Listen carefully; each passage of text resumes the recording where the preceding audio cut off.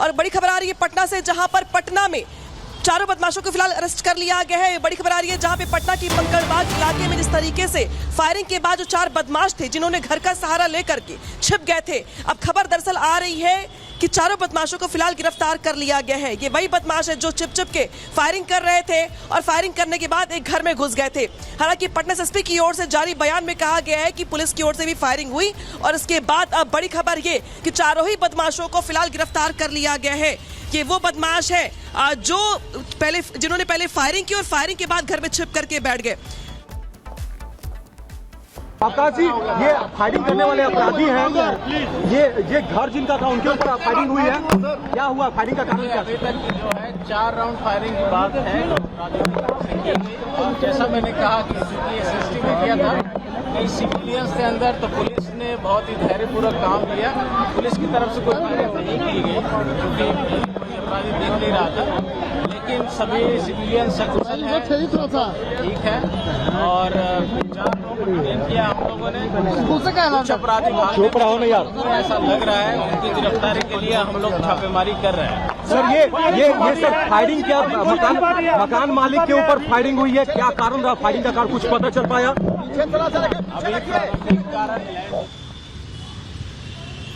तो सुना आपने एसएसपी पटना को। हालांकि सीधे रुक करेंगे वरिष्ठ सहयोगी प्रकाश जी का। प्रकाश जी, पुलिस की ओर से बयान जारी किया गया और कहा गया है कि फिलहाल जो चारों आरोपी थे उनको पकड़ लिया गया है, और क्या जानकारी, पूरा प्रकरण क्या था, ये बदमाश कौन थे, ये इनके टारगेट पर कौन था और पूरा मामला क्या, जरा समझाइए दर्शकों को। देखिए, जमीनी विवाद का मामला है। रोड के उस हिस्से में कुछ जमीन है जिसको लेकर विवाद था और 4 अपराधी जो है और एक अन्य गुट से टकरा रहे थे जमीन को लेकर। फिर वहाँ से फायरिंग करते हुए इस तरफ भागे जो ये घर में मौजूदगी है मेरी, और इसमें छिप गए। और उसके बाद जैसे ही पुलिस को पता लगी तो पुलिस यहाँ पर आकर दबिश बनाती है और इसमें अपराधियों के साथ इनकाउंटर होता है और अपराधियों ने 4 राउंड गोली भी फायरिंग की। पुलिस के तरफ से जो बयान जारी किया गया है, जो एसएसपी ने कहा, कोई इधर पैन कीजिए आप, तो पुलिस ने कोई फायरिंग नहीं की। Anti terror squad, STF, Bihar police की तमाम बटालियंस को एहतियातन तौर पे इसमें लगाया गया और उसके बाद 4 लोगों को गिरफ्तार कर इसी बिल्डिंग में अभी रखा हुआ है। पूछताछ जारी है, उसके बाद उनको कोर्ट में पेश किया जाएगा क्योंकि विधि व्यवस्था की बात है। एक व्यक्ति जो बात बताई जा रही है कि इस बिल्डिंग में पहले से मौजूद थे एक व्यक्ति, उनको भी डिटेन किया गया है, पूछताछ जारी है। एक व्यक्ति का नाम टिंकू, एक व्यक्ति का नाम सूरज बताया जा रहा है। अब उसके बाद थोड़ी देर में यहाँ से अपराधियों को पूछताछ, कन्फेशनल स्टेटमेंट लेकर कोर्ट में प्रोड्यूस करने की जाएगी। और यहाँ पर देखिए पुलिसकर्मी बड़ी तादाद में मौजूद हैं यहाँ पर और अपने ऑपरेशन के सफल होने के बाद सीनियर एसपी पटना यहाँ से रवाना हो चुके हैं। जूनियर ऑफिसर्स यहाँ मौजूद है। एएसपी पटना के नेतृत्व में अब सारा ऑपरेशन को अंजाम तक पहुँचाया जा रहा है। यहाँ पर चलिए यहाँ से, तो ये मामला हुआ और अब यहाँ पर फिर से हो सकता है संभवतः थोड़ी देर में अपराधियों को निकाल कर यहाँ से ले जाया जाएगा और पुलिस तैयारी में जुट गई है। की गिरफ्तारी की बात कही जा रही है जो कि सीनियर एसपी पटना ने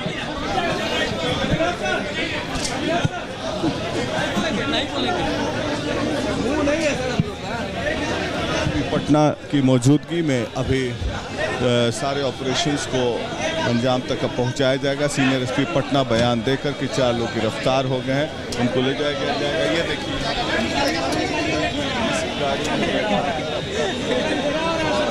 जाएगा, थाने में प्रोड्यूस किया जाएगा और उसके बाद ये लाइव एनकाउंटर जो करीब 2 घंटे तक चला अपराधियों और पुलिसकर्मियों के बीच में, ये ख़त्म हो चुका है। अब ये ज़मीनी विवाद था और ज़मीन के विवाद को लेकर अपराधियों का 2 गिरोह आपस में टकराया और एक अपराधी गिरोह इधर से भागता हुआ इस बिल्डिंग में आ छिपा। उसके बाद पुलिसकर्मियों ने आकर धर दबोचा इन लोगों को, क्योंकि गोलियों की तड़तड़ाहट और आवाज़ सुनते ही सारे इलाके के लोग दहशत और भयभीत हो गए, दहशत में आ गए और भयभीत हो गए। और इसके बाद अब देखिए अब सीनियर पुलिस ऑफिसर्स यहाँ पर हैं, एएसपी हैं यहाँ पर पटना के, और ये लोग थोड़ी देर में अपराधियों को यहाँ से ले जाएंगे पुलिस के वैन में, और वैन में ले जाकर इनको कोर्ट में प्रोड्यूस करके फिर संभवतः जेल भेजा जाएगा और पूछताछ भी की जाएगी। और ये एक तरीके से ज़मीनी विवाद जो है पटना में कई बार अपराध का रूप लेता रहा है, और ये कोई नई बात नहीं है। यहाँ पर पुलिस की मौजूदगी में देखिए ये वैन, पुलिस वैन है, पुलिस वैन में फिर लोगों को, ये अपराधियों को ले जाया जाएगा, शायद तैयारी की जा रही है। बिल्कुल, तो जिस तरीके से पटना में ऑपरेशन चला, 2 घंटे के ऑपरेशन के बाद जो चारों आरोपी हैं उनको धरपकड़ कर लिया गया है उनकी, और बाकी बाद में कोर्ट में पेश किया जाएगा। पूरा का पूरा मामला जमीनी विवाद से बताया जा रहा है जुड़ा हुआ। शुक्रिया आपका प्रकाश जी तमाम जानकारी के लिए। खबर में आगे बढ़ेंगे और बात करेंगे मध्य प्रदेश की, जहाँ पे मध्य प्रदेश के सागर जिले से बड़ी खबर आ रही है, जहाँ पे कामायनी एक्सप्रेस ट्रेन में बम की खबर मिली है। बिना रेलवे जंक्शन पे ट्रेन को रोका गया है, यात्रियों को उतारकर ट्रेन खाली करवाई गई है। बम निरोधक दस्ता पूरे ट्रेन की जांच कर रहा है। तो एमपी से बड़ी खबर है, जहां पर सागर जिले में कामायनी एक्सप्रेस में बम की सूचना मिली है, और सूचना मिलने के बाद यहां पर बिना रेलवे जंक्शन पर ट्रेन को रोका गया है। ट्रेन को रोकने के बाद एक तरीके से यहां पे पूरे के पूरे ट्रेन में चेकिंग की जा रही है। जो यात्री हैं उनको उतार दिया गया है, उतार करके यहां पर पूरा का पूरा ट्रेन खाली करवा करके जिस तरीके से चेकिंग की जा रही है, और ये प्रयास की जो बम की धमकी मिली है वो सच है या झूठ।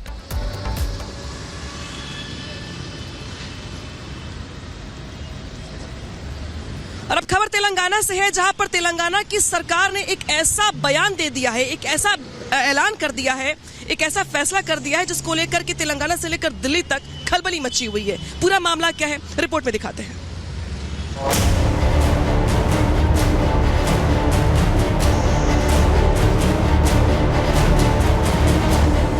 वोट बैंक की राजनीति ने इस देश को इस तरह से तबाह कर दिया है कि अब नौकरी में भी हिंदू मुसलमान देखा जा रहा है।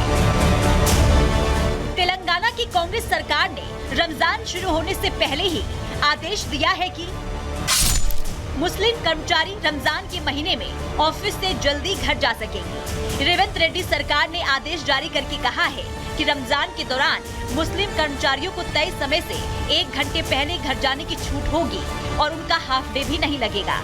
ये आदेश तेलंगाना के सभी मुस्लिम कर्मचारियों, शिक्षकों, बोर्ड निगमों और सार्वजनिक क्षेत्र में काम करने वाले मुस्लिम कर्मचारियों पर लागू किया गया है। मुस्लिम कर्मचारियों को रमजान के दौरान पूरे महीने यानी 2 मार्च से 31 मार्च तक शाम 4 बजे तक ऑफिस से जाने की छूट मिलेगी, ताकि वो समय पर मस्जिद पहुंचकर नमाज अदा कर सके। तेलंगाना सरकार की मुख्य सचिव शांति देवी की तरफ से जारी इस आदेश की कॉपी जब से सामने आई है, हैदराबाद से लेकर दिल्ली तक सियासत में उबाल है। बीजेपी, तेलंगाना की रेवंत रेड्डी सरकार और कांग्रेस के राहुल गांधी, सोनिया गांधी, प्रियंका गांधी और कांग्रेस के राष्ट्रीय अध्यक्ष मल्लिकार्जुन खड़गे से सवाल पूछ रही है कि क्या नवरात्रि में कांग्रेस की जहां सरकारें हैं, वहां हिंदू कर्मचारियों को जल्दी घर जाने की छूट मिलेगी क्या? बीजेपी ये भी सवाल पूछ रही है कि सावन में क्या हिंदू कर्मचारियों को ऑफिस जाने से जल्दी घर जाने की छूट मिलेगी क्या? बीजेपी ये भी सवाल उठा रही है कि वोट बैंक के लिए कांग्रेस आखिरकार और कितने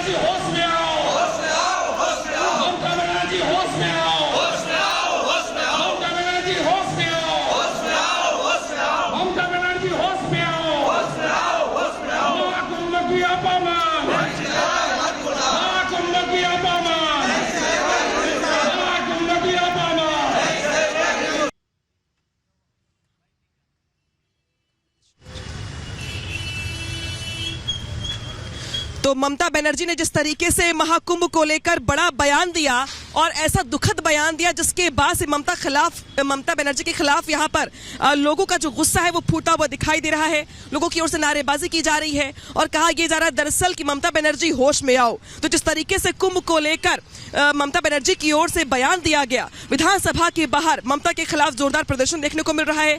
लोगों में गुस्सा है, नाराजगी है।